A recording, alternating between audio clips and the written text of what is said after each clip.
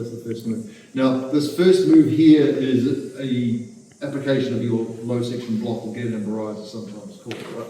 So what you're going to do is you're going to reach and grab. Obviously, when somebody grabs you, generally speaking, is that you're going to smash them first, okay? Which means they'll probably let you go. In this situation, assuming for whatever reason you can't reach them, or you've got them in this system, you can go for that straight away. So you're going to grab hold of the wrist here, okay? Now, when you grab hold of the wrist, if you've done any sort of wrist grabs before, you've got your latch points here. Now, you can do a whole lesson just on these, okay, quite honestly, the things that are going on here, okay? You've got lung 9, heart 7, small intestine 5, large intestine 5, okay?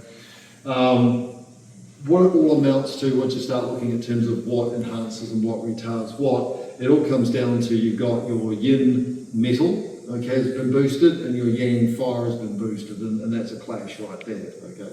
That's cutting an awfully long story short, that's what it boils down to.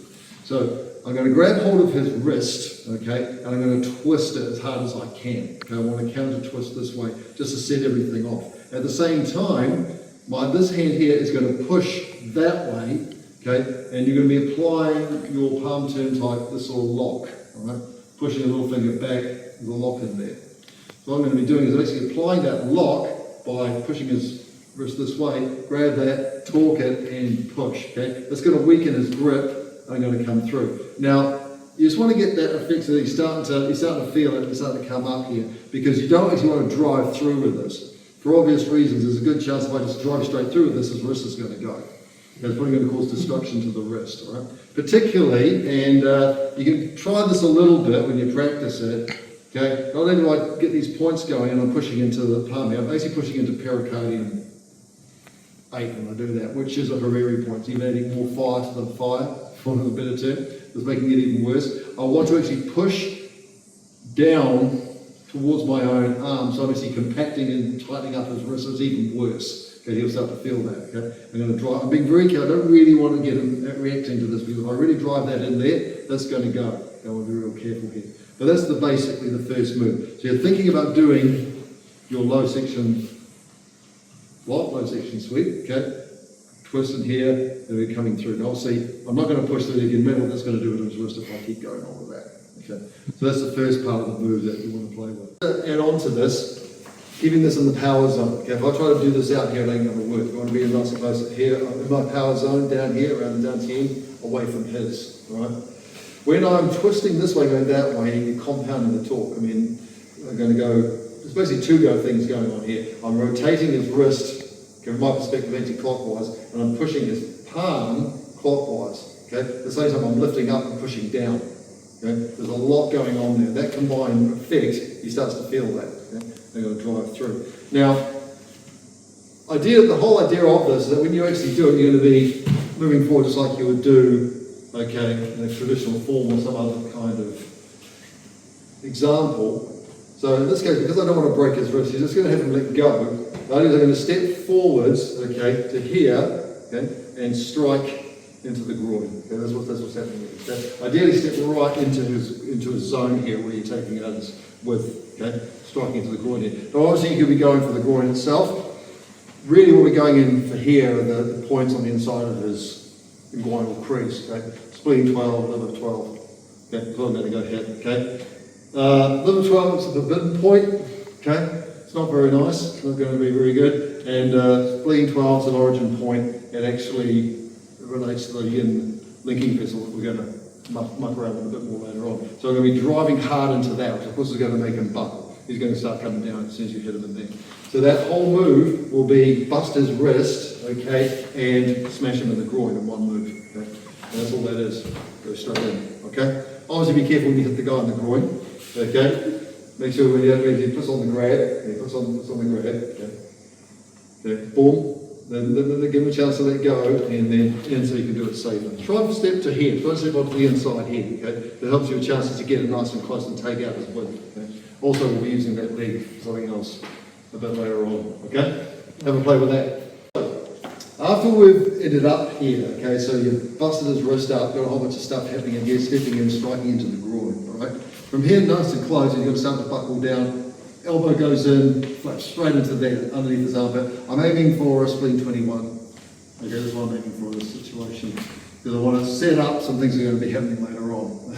So wait for that, okay? You're going to slam that elbow straight in, okay? And this is where it gets kind of interesting and pretty, okay? As this elbow comes from here, I'm going to flick the elbow back and do the back knuckle, okay, through gallbladder 24, okay? Now gallbladder 24, and in fact there's a whole bunch of other, you hit some of the liver points, other spleen points, and then we do this.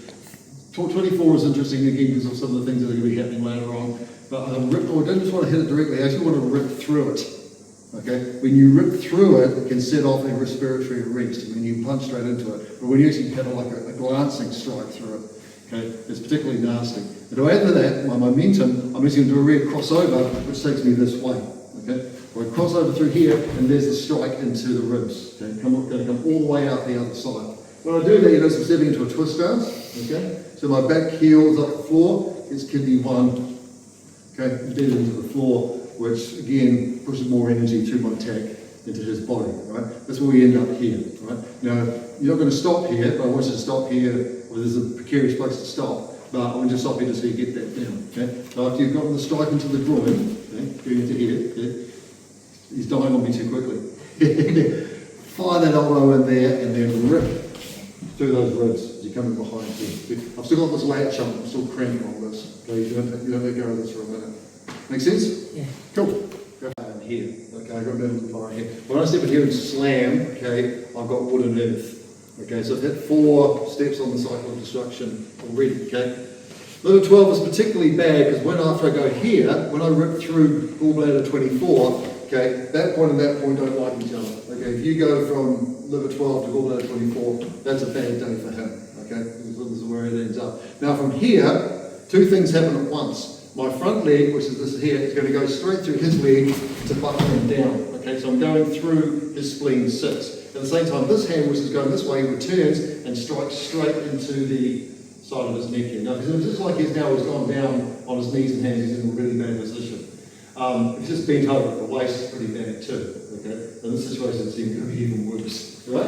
Okay, so just as sake today, I'll get you to stay on your feet so a little bit slow. So we've gone to here, okay, we've done the hit, done this hit, rip through, sweep the leg out, and hit. Okay, drop this in here. Now this, so I've got spleen 6 down here, sun yin joust, so all the meridians on the inside of his leg. They're already going to be weak because when I hit spleen 12 in here, I already affected his yin linking vessel, which operates a lot of the energy going down to the lower half of his body. Okay, so that is going to make it easier to sweep into this. Okay, and that means effectively I've got the water in there for good measure too. So you just had all 5 meridians, all 5 elements at that point. Okay, this one coming over here, I'm busy going to the window of the sky points on the side of his neck. Okay, largest on 18 is a good one. If I whip it around, I'll probably get stomach 9. Stomach 9 is a good one for what's coming next. Okay. And again, it doesn't really, in practical effects, I think if you just slam him down, he's probably going to drop at this point anyway. Okay, but that's how the whole thing works out. That's the end of the actual technique. I'm going to add a bit more onto it after this, though, just for fun. But that's the technique as taught. Right. So going through it again, bit by bit. Okay, he grabs me. Okay, crank that up. Okay, fire melts metal. Okay.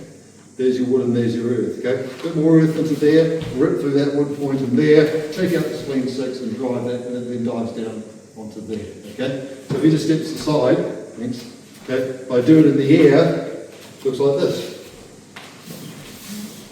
Nice? Cool. Have a go at that. If you got him, let's get this up. Okay, let's go loosen his flick, okay? The good thing about hitting stomach 9, okay? Well, if I do this for a little bit of a vibration there, certainly, because of the sea of energy, it links in with conception vessel 17, okay, which is right on the chest of the pericardial alarm point.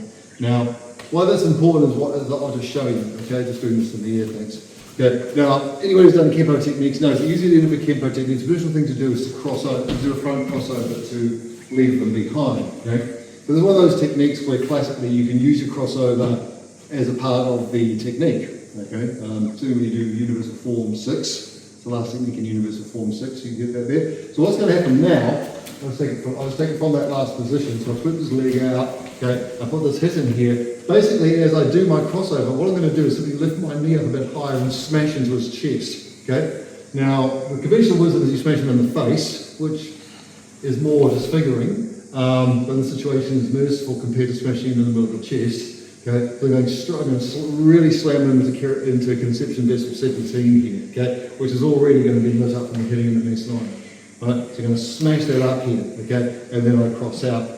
Even that cross out, you can add insult to injury by that one, basically bring it back and making it a side kick into his other leg so that he completely face blast. Now I can go down into spleen 6 again, like I've got spleen 6 on this side, go a little bit higher into spleen 10, but if you want to be really, really nasty, you go right up into spleen 11, because again, due to the sea of energy relationship that connects up with conception vessel 17. Okay, so we're linking points here that don't like each other very much. Okay, spleen 12 with gallbladder 24, and now these points here in with conception vessel 17. Okay, so the fact that I've had conception 17, this here, and I'm taking out that leg, boom, bang, is not a good day for him.